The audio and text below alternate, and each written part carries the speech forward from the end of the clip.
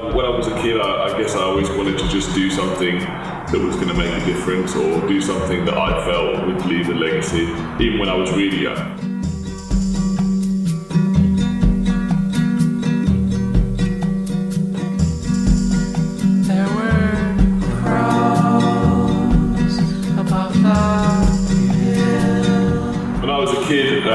I badgered my mum to get me a bike, and my mum was no different from any other mother. They don't want to see you on bikes, they don't want to see you riding, it's a risky thing. But I managed to convince my mum, I think when I was about 10, maybe 9 or 10 years old, to buy me a Benelli, which was like a very abstract, at the time, very abstract bike maker from the 70s and 60s. She bought me this Benelli 50. I think we paid, I don't know, £200 for it or something. And I used to use it in the garden and in the woods that were behind our house. And actually on the third or fourth day that I had the bike, I fell off and broke my knee.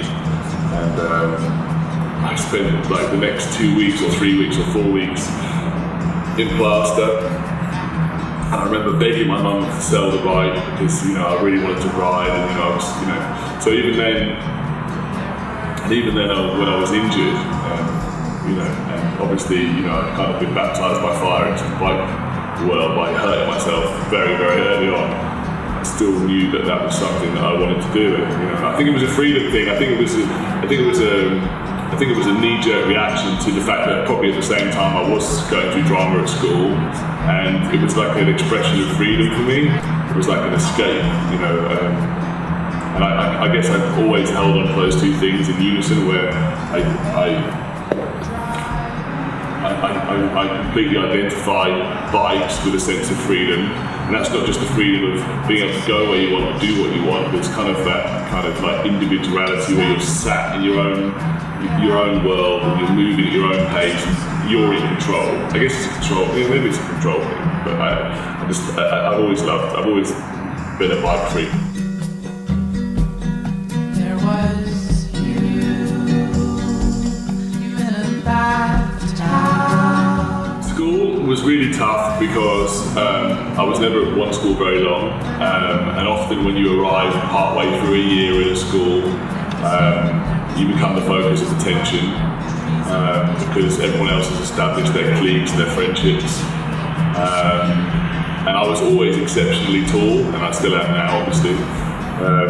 So those two factors combined make school tough for me. And in my formative, in my secondary schools, I was very badly bullied,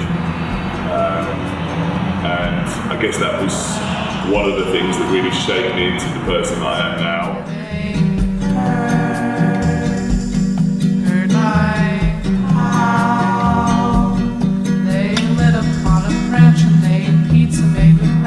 Public Enemy Customs started out as a kind of, I guess, as a hobby project.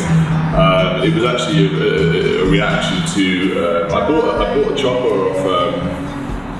off a company.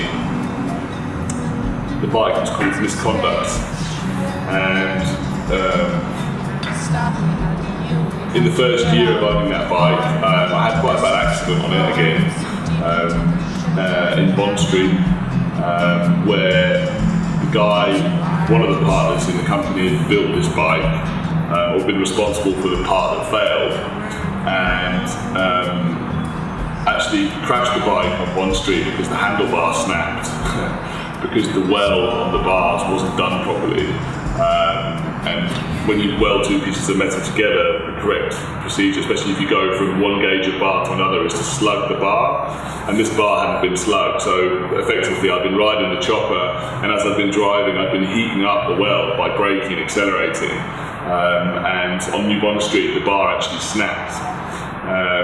And because the bike was using an internal throttle system, as the bar snapped, pulled the throttle wide open in third gear on New Bond Street, and the bike just took off. Now, you can be the best rider in the world, but nothing trains you for a handlebar to snap.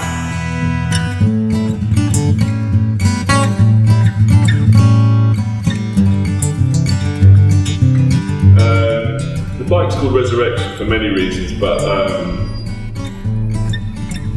I guess provincially because it was the first bike that we put together, me and Gary together.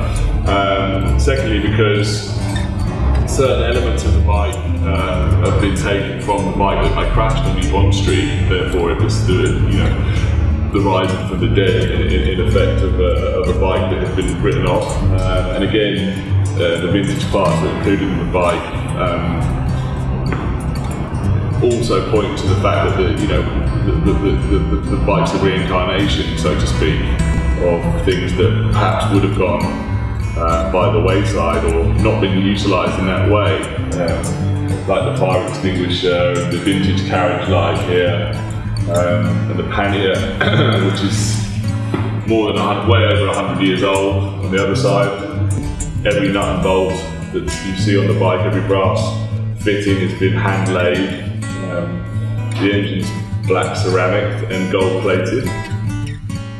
The frame's complete one-off, built from tube on the ground.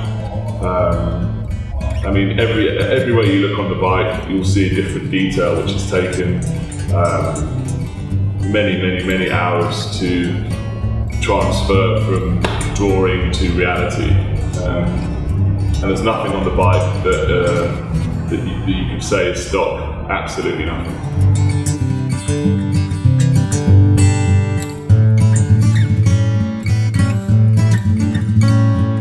If you would have told me when I was a child that I'd be where I am now from the point of view of lifestyle and work and family and achievements, then I'd be super happy because ultimately I am doing what I want to do. No one's telling me how to live. I'm at nobody's mercy. I'm still involved in passion projects that I've had since I was a child, and I'm moving forward. And ultimately, I guess if any man can say that, or any woman, or any human being can say they're exactly where they want to be at 40 years old, that's a good place to be.